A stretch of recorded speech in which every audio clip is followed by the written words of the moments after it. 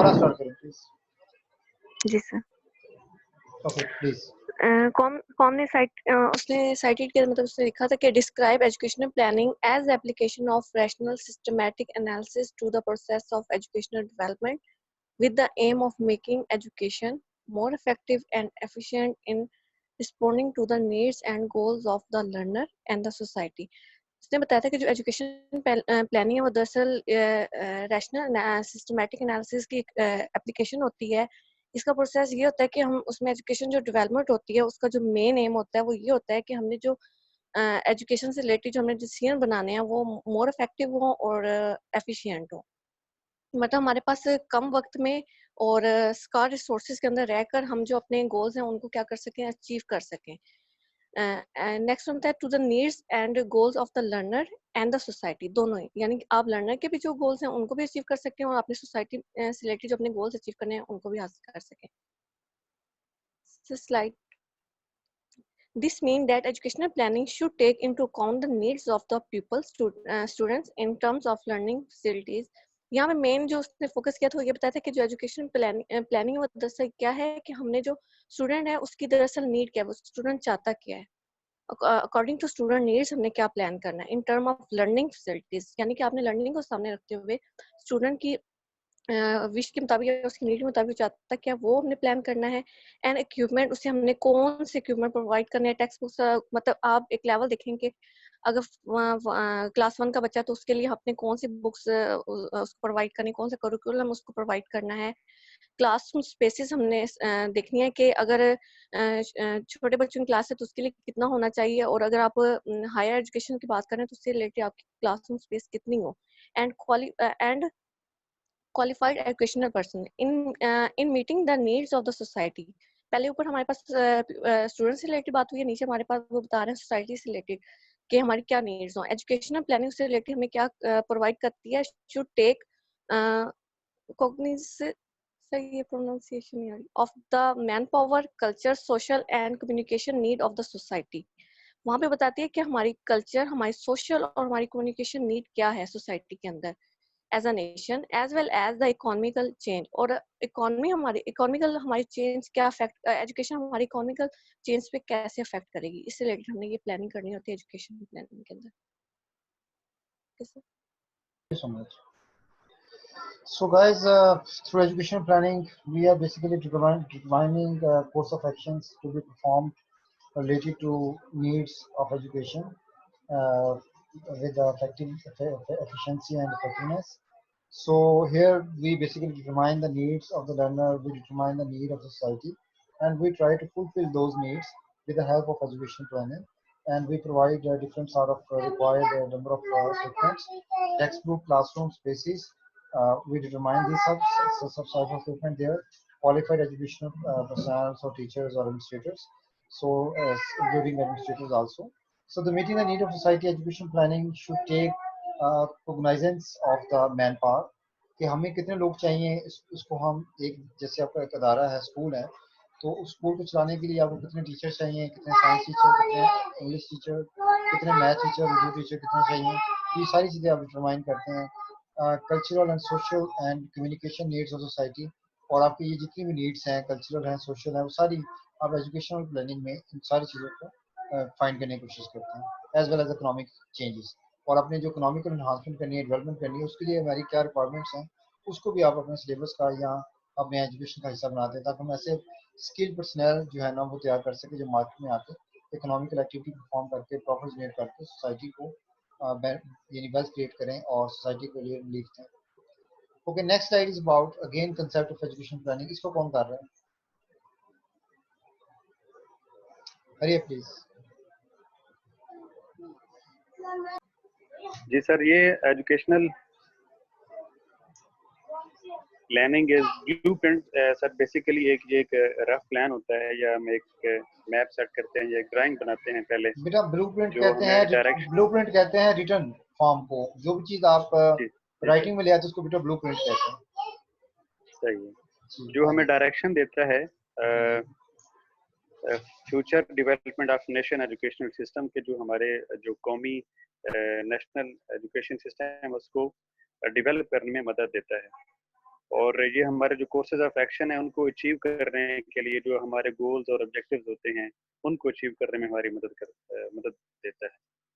और ये रिस्ट्रक्चर करता है जो हमारे जो प्रेजेंट एजुकेशनल सिस्टम होता है उसमें जो खामियां रह जाती हैं उनको इम्प्रूव करने में, और जो फ्यूचर में जो पॉसिबिलिटीज होती हैं अचीवमेंट की वो, और जो एक रियलिस्टिक फार्मूलेशन होती है गोल की, या जो गोल रियली जो अचीव हो सकते हैं उनको अचीव करने में हमें मदद देता है। और objective development action plan for implementation and periodic appraisal of progress and achievements, कि जो हमारी इम्प्लीमेंट करने में जो हमारी पॉलिसीज होती हैं जो, या जो हम टारगेट बनाते हैं उनको इम्प्लीमेंटेशन करने में ये हेल्प आउट करता है। The political, social, economic and technological needs of a nation must be considered in educational planning, के एजुकेशन प्लान करते वक्त हमें जो हमारी सियासी हैं, समाजी या हमारी माशी जो हैं नीड्स हैं उनको मैक्सिमम हद तक पूरा करने में जो है वो एजुकेशन प्लान में मदद फराहम करती है। ठीक है, ओके, थैंक यू।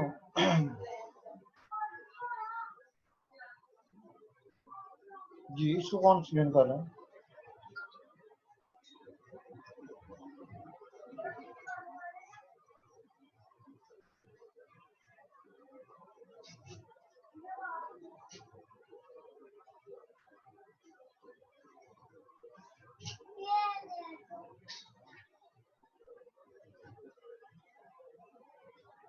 ओके, जो बातें अभी तक हमने की हैं उसके रिलेटेड उन्होंने लिखा है, इन support of this fact BB cited in Okobori 2011 states that education planning is the exercise of foresight in determining the policy, कि हम अपनी जो पॉलिसी है उसको डिटरमाइन करें, उसकी फोरसाइट है, प्रायोरिटीज, अपनी प्रायोरिटीज सेट करें, कॉस्ट ऑफ एजुकेशन सिस्टम, अपने कॉस्ट एजुकेशन सिस्टम की कॉस्ट को इंक्रीज करें, and having due regards for economical and political realities for the system potentials। और हमारा जो एजुकेशन सिस्टम है उसके रिलेटेड जो हमारा इकोनॉमिकल, जो सोशल इकोनॉमिकल स्टेटस है हमारा, और जो पॉलिटिकल प्रायोरिटीज़ हैं और पॉलिटिकल जो सॉर्ट ऑफ इन्वॉल्वमेंट होती है सारे प्रोसेस में, जो कि हर गवर्नमेंट की अपनी एक प्रायोरिटी होती है, अपना एक स्लोगन होता है या अपना एक वो लेके आता है।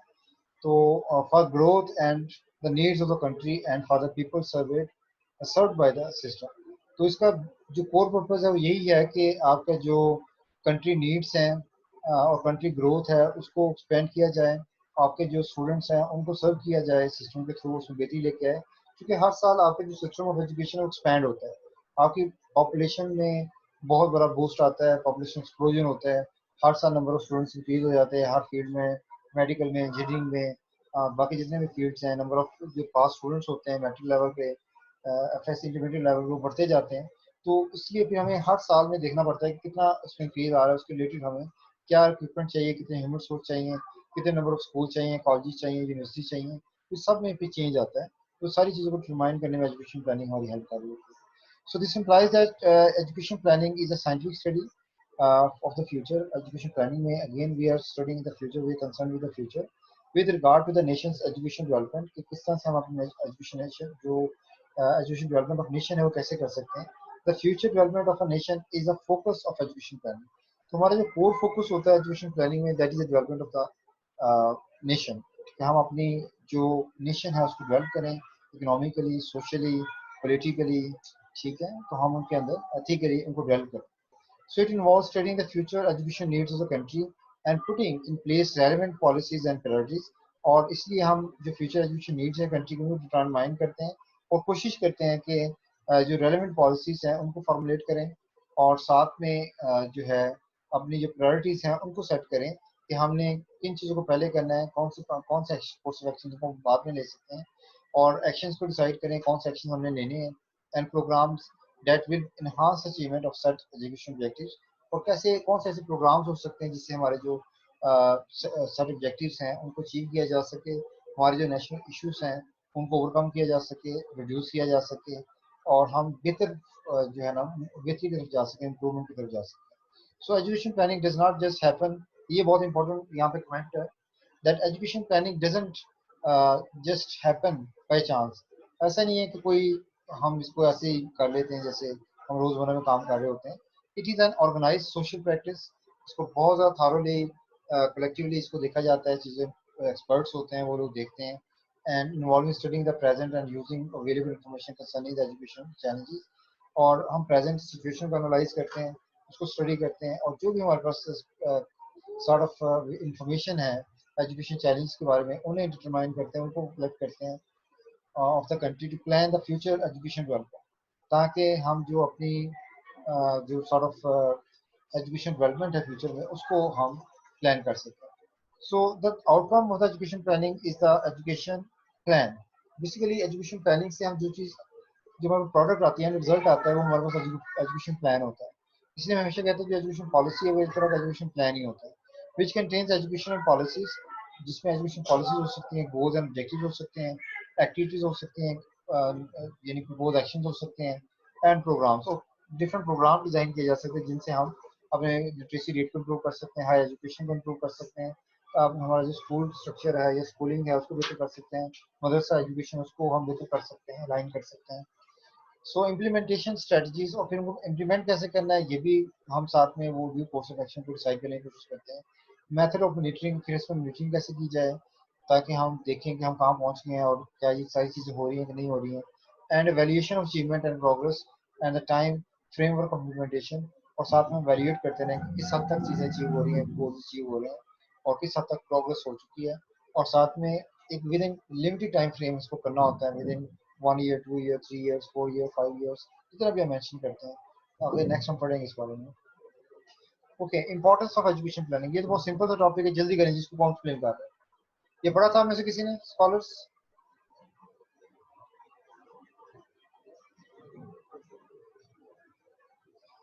जी scholars. Educational goals and objectives. Education planning जब हम कर रहे होते हैं हमें पता चलता है, हम आइडेंटिफाई करते हैं अपने एजुकेशनल गोल्स कौन से, हम कौन से होंगे, और उसको अचीव करने के लिए हमारे ऑब्जेक्टिव्स कौन से होंगे। इट हेल्प्स इन इवन और effective distribution of scarce resources. इसके जरिए प्लानिंग के दौरान हमें पता चलता है कि हमने कौन सी रिसोर्सेज को जो है डिस्ट्रीब्यूट कैसे करना है, कहाँ कहाँ पे कौन सी रिसोर्स देनी है।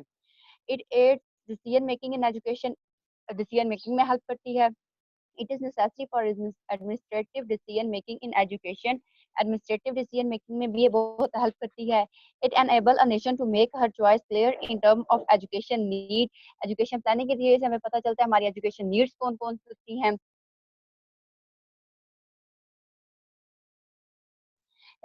Utilization of resources and so eliminate imbalance and waste. इसके जरिए हमें पता चलता है कि suitable कौन कौन सी जगह हैं जहाँ जहाँ पे हमने अपनी जो रिसोर्सेज है उनको यूज करना है, और इसके जरिए से जो हम लोग गलत जगहों पे और इम्बैलेंस जगहों पे जो अपनी रिसोर्सेज लगा देते हैं उससे हम लोग बच जाते हैं। Effective planning make provision for quality education sustainable national economy. Effective planning जो होती है हमें हेल्प करती है कि हमारी जो एजुकेशन क्वालिटी है वो अच्छी होती है, और सस्टेनेबल जो हमारी नेशनल इकोनॉमी है उसको हेल्प करती है।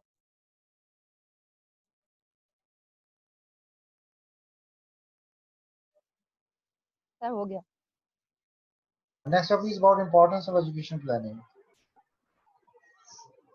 which leads to rapid national economic growth. Educational planning जो है हमें जो ह्यूमन कैपिटल इन्वेस्टमेंट है उसको इनहेंस करती है, जिसकी वजह से जो हमारी नेशनल ग्रोथ है वो ज्यादा होती है।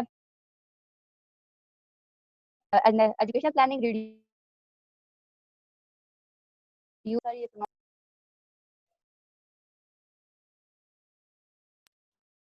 agencies in educational sector problems are anticipated in time and dealt with appropriate. Education planning के जरिए हमें पता चलता है कहाँ पे कौन सा प्रॉब्लम आ रहा है, तो हम लोग फौरन उस प्रॉब्लम को रिड्यूस करते हैं और उस प्रॉब्लम को हल करने की कोशिश करते हैं। It enables stakeholders in education to gain economic insight in the use of scarce educational resources. Since education is a social good that provides benefit to the people and the nation, it is important that education should be well planned. अगर हमारी education जो है वो well plan होगी तो इससे हमारी जो नेशनल ग्रोथ है, और सिर्फ कौम को नहीं, कौम के अंदर मौजूद लोगों को भी हेल्प प्रोवाइड होगी, जैसे कि हमारे जो यूथ ही है वो वही है जिसने हमारी आगे नेशन को लेकर चलना है। अगर हमारी जो यूथ होगी ये वेल प्रिपेयर्ड होगी जो ग्लोबल चैलेंजेस है उनके साथ लड़ने के लिए, तो हम लोग ये लोगों को भी बेनिफिट होगा और नेशन को भी बेनिफिट होगा। Well plan education enhance literacy and reduce ignorance among citizen. ये हमारी लिटरेसी को एनहांस करती है और इग्नोरेंस को रिड्यूस करती है। Planning gives direction and guidelines for a countries educational system. जो प्लानिंग होती है वो हमें डायरेक्शन और गाइडलाइन दे रही होती है कि जो कंट्री है उसका एजुकेशन सिस्टम कैसा है। बेसिकली हेल्प हमें नहीं दे रही होती, बल्कि ये गाइडलाइन दे रही होती है कंट्रीज एजुकेशन सिस्टम को कि उसने कैसे प्रमोट करना है, कैसे उसने अपने आप को यानी उसके अंदर क्या चेंजेस आनी है और किस तरह से उसने अपने आप को इम्प्रूव करना है। तो ये सारा हम जो हमारी एजुकेशन प्लानिंग है वो हमें यानी जो कंट्री एजुकेशन सिस्टम है उसको रिलेटेड होती है और उसको ये गाइडलाइंस देती है और डायरेक्शन देती है। ठीक है, तो जितनी अच्छी हमारी एजुकेशन प्लानिंग होगी इतनी ही इफेक्टिव उसके रिजल्ट होंगे। हाँ। और उसके अंदर अगर चेक एंड बैलेंस रहेगा, अगर जितने जो प्लान्स है हमारे वो हम अगर फॉलो करेंगे तो ही हमें उसमें कामयाबी होगी, अदरवाइज नहीं। जैसे हमारा पाकिस्तान का एजुकेशन सिस्टम बहुत वीक है, इसकी प्लानिंग ही प्रॉपर नहीं होती है। ओके, नेक्स्ट है रीजन फॉर प्लानिंग। ये कौन एक्सप्रेस कर रहा है? दिए हुए थे इसमें सबसे फर्स्ट में था the increasing cost of education. Second था the impact of technological development all over the world, यानी कि टेक्नोलॉजिकल डेवलपमेंट पूरी दुनिया में जो है वो उसका क्या इम्पैक्ट पड़ रहा है। The impact of globalisation on national development.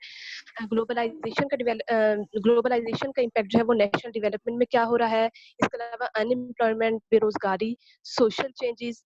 Number 6 पे है global citizen and competitiveness. Sir इसकी मुझे नहीं समझ आई थी सही से। नंबर 7 है इन्फ्लेशनरी ट्रेंड्स। 8 पे है पॉवर्टी। 9 पे है increasing demands for and access to education. Education के लिए जो है वो डिमांड्स को इंक्रीज किया जाए। The growing need for professionalisation of the educational enterprise. Education enterprise की जो है वो प्रोफेशनलिज्म को की जो है वो नीड को जो है वो ग्रो किया जाए। अच्छा, ये अब इशू बेटा ये है, now we have current issue why we are required education planning और effective education planning because the increasing cost of education। आप देख रहे हैं कि जो education cost है that is increasing day by day। आप बहुत सारे इसके फैक्टर्स हैं, आपकी मनी डिवैल्यूएशन हो रही है, इन्फ्लेशन हो रही है और रोज़ बरोज़ स्कूल की फीसें इंक्रीज हो रही हैं, जो बुक्स हैं वो महंगी हो रही हैं। ठीक है, और इसी तरह से जो आपके जो महंगाई के आलम में टीचर की पे हमें इंक्रीज करनी पड़ती है। तो जो इंक्रीजिंग कॉस्ट ऑफ एजुकेशन है वो डे बाई डे बढ़ती जा रही है और इसलिए हमें बड़ा यानी बड़ा डीपली थिंक करके हमें अपने जो स्कार्स सोर्सेज हैं, फाइनेंशियल सोर्सेज हैं, उनको हमें यूज़ करना पड़ेगा। सो व्हाट हमें एजुकेशन प्लानिंग की, इफेक्टिव एजुकेशन प्लानिंग की इसलिए ज़रूरत है कि हम अपनी जो कॉस्ट इंक्रीज है इसको कंट्रोल कर सकें या मिनिमाइज कर सकें या कम से कम जो है उसको हम कम कर सकें जितना हम कर सकते हैं। ये ना हो कि अगर हम इफेक्टिव एजुकेशन प्लानिंग नहीं करेंगे, चीज़ों को वैसे ही छोड़ देंगे, तो आप उसमें बहुत सारा लॉस आपको हो सकता है और आपकी जो कॉस्ट ऑफ एजुकेशन है that may be increase many times. Impact of technological development all over the world. Definitely जो टेक्नोलॉजी है ये हमें यानी जंप करवा रही है नॉलेज में, एक्सपर्टीज में, स्किल्स शेयरिंग में। तो ये हमें जंप करवा रही है। अब जो टूल्स बन रहे हैं बड़े स्मार्ट टूल्स बन रहे हैं, स्मार्ट ऐप्स बन रही हैं और अब देखें जो नॉलेज है वो आपके फिंगर टिप्स पे आ गया है। आप मोबाइल में यूट्यूब ओपन करते हैं, उसमें कोई भी चीज़ लिखते हैं, दुनिया जहाँ का नॉलेज सामने आ जाता है। कोई चीज़ मेकिंग है, कोई भी फील्ड है, आपको हर तरह का नॉलेज वीडियो फॉर्म में, टेक्स्ट फॉर्म में, पीपीटी फॉर्म में आपको आसानी से मिल जाता है। तो इसने बहुत बड़ा इम्पैक्ट किया है, रेवोल्यूशनाइज किया है। तो इसको ज़रूरत है कि हम जो टेक्नोलॉजिकल डेवलपमेंट है और उससे फ़ायदा उठाएं अपने एजुकेशन सिस्टम में और उसमें अपने एजुकेशन सिस्टम में टेक्नोलॉजी को प्रॉपर्ली इंटीग्रेट करें जैसे एडवांस वर्ल्ड कर रहा है और बच्चों की जो लर्निंग है उसके अंदर इफेक्टिवनेस लेके आ रहा है, उनकी जो असेसमेंट है उसमें इफेक्टिवनेस लेके आ रहा है। तो हम अपनी जो भी टीचिंग लर्निंग प्रोसेस है इसको यानी इसको कंसीडर करें, रिकंसीडर करें with the context of technological development all over the world. Then the impact of globalisation on the national development. Definitely आपका जो इस वक्त पूरी दुनिया ग्लोबल विलेज बन गई है, हर तरह की इंफॉर्मेशन आपके पास आ रही है, तो आपको अपने करिकुलम को, कंटेंट्स को उसी तरह से अपडेट करने की ज़रूरत है। शायद ये पॉसिबल हो आज हमारे लिए कि जो स्टूडेंट्स मैट्रिक लेवल पे या ए लेवल पे जो कैम्ब्रिज में या ऑक्सफोर्ड में पढ़ रहे हैं, तो उसी में से कुछ कंटेंट्स हम ही अपने बच्चों को पढ़ाना शुरू कर दें। और जिस तरह से वो एक अपडेटेड इन्फॉर्मेशन की तरफ भाग रहे हैं, इन्फॉर्मेशन थ्रस्ट की तरफ जा रहे हैं, तो हम भी अपने जो स्टूडेंट्स हैं उनको इस तरफ लगाएं और वो दुनिया को एक्सप्लोर करें, डिस्कवरी करें नॉलेज की, और चीज़ों को उसी तरह से उन स्किल्स को एक्वायर करें जैसे दुनिया के लोग कर रहे हैं, ताकि हम कंपेटिबल हो सकें। मसला ये है कि अगर हम कंपेटिबल नहीं है with rest of the world, तो हमारा टीचिंग लर्निंग प्रोसेस का फायदा कोई नहीं है, हमारे सिस्टम ऑफ एजुकेशन का प्रोसेस का फायदा कोई नहीं है। अगर हमारा डॉक्टर पाकिस्तान में परफॉर्म कर सकता है, अमेरिका में नहीं कर सकता, तो उसका फायदा नहीं है। अगर हमारा टीचर पाकिस्तान में परफॉर्म कर सकता है but he can not perform in America, तो उसका फायदा नहीं है। तो हमें we need to be compatible with the rest of the world. Then unemployment एक बहुत बड़ा इशू है। तो हम ऐसे यानी एक जो हम टर्म यूज करते हैं कि जो हमारा जो स्टूडेंट है वो खुद से बिजनेस को प्लान करना शुरू करे, हम उसके अंदर जो इसकी स्किल्स हैं, बेसिक स्किल्स एंटरप्रेन्योरशिप की, वो डेवलप करें। और उसके लिए हम अपने कंटेंट्स को, करिकुलम को, अपनी इंस्ट्रक्शंस को उस तरह से फॉर्मुलेट करें और उसको अपने एजुकेशन प्लानिंग का हिस्सा बनाएं, ताकि हमारा बच्चा मैट्रिक करके, एफएससी करके, बीएस करके फारिग ना घूमे, बल्कि उसके अंदर कुछ स्किल हो जिससे वो अपना काम शुरू कर सके, या कोई कोई अदारा बना सके, या अदारे को सर्व कर सके। तो उसके अंदर कुछ हो जिससे वो, उसके अंदर कुछ स्पार्क हो जो वो नई चीज़ों को इंट्रोड्यूस करवा सके, और शाइनेस ना हो कि मैं करूँगा पता नहीं क्या लगेगा क्या होगा। तो ऐसा नहीं, हमें प्रिपेयर करना है for the purpose of future employment. Then social changes हैं जो टाइम टू टाइम आ रही हैं आपके, और बहुत फास्ट चेंजेस आ रही हैं। आप देख लें आपके ड्रेसेस कहाँ पहुँच गए हैं, आपके जो अखराजात हैं डेली लाइफ के वो कहाँ पहुँच गए हैं, और आपके जो यानी जो सोशल चेंज है, आपका मीडिया आ गया है, बहुत बड़ी सोशल चेंज ले आया है, आपकी से है। और इस तरह से जो सोसाइटी के अंदर बड़ी बड़ी चेंजेस आ रही हैं, वो सारी इम्पेक्ट करती हैं आपके सिस्टम ऑफ एजुकेशन को। और सोसाइटी चाहती है कि वो चेंजेस जो हैं वो हमारे जो स्टूडेंट्स हैं उन्हें अडॉप्ट करने में आसानी हो, उनके लिए यानी उसकी एक्सेप्टेंस हो सोसाइटी के अंदर। देन इन्फ्लेशनरी ट्रेंड है, जैसे मैंने आपको बताया इन्फ्लेशन बहुत ज़्यादा हो रही है, जो पे की कीमत दिन ब दिन यानी कम होती जा रही है। अगर आज आपकी सैलरी में भी 20, 30, 40 हज़ार है, तो वो डॉलर्स के अगर कंपेटिबिलिटी के साथ देखें तो साल पहले कितनी थी वो उससे बहुत कम नज़र आती है। तो इन्फ्लेशन बहुत बड़ा मसला है, महंगाई बहुत बड़ा मसला है, क्योंकि जैसे जैसे इन्फ्लेशन होगी महंगाई का जो तूफान है वो आता है, और लोगों की जो मेयार ज़िंदगी है वो डाउन हो जाता है।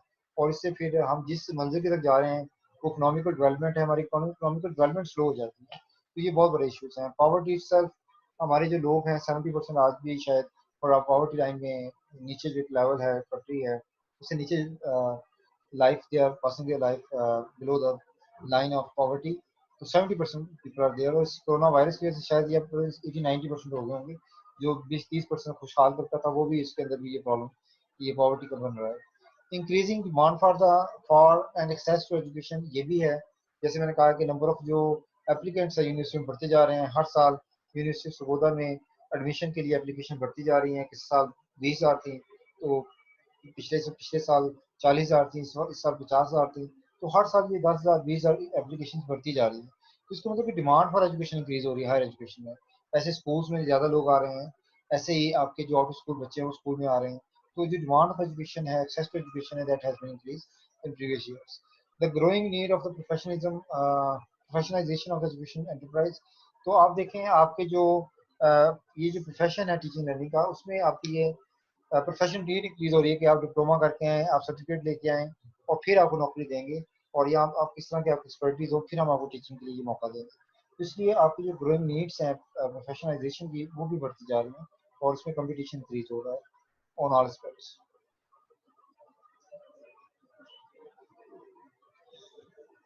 अच्छा, ये मैं इसमें चार्ट आउट कर रहा हूँ, ये मैं कुछ एक्सप्लेन कर दिया है। जैसे next topic characteristics of active education planning, ये किसी ने आप में से पढ़ा है?